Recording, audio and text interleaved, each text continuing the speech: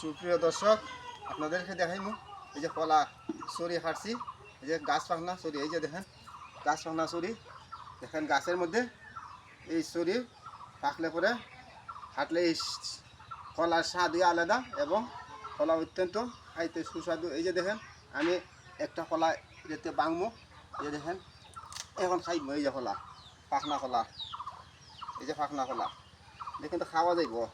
এই পাখনা কলা দেখেন, এই কলাগুলা অত্যন্ত সুস্বাদু এবং খাইতে অত্যন্ত ভালো। চাম্পা কলা, বিসমিল্লাহির রহমানির রহিম।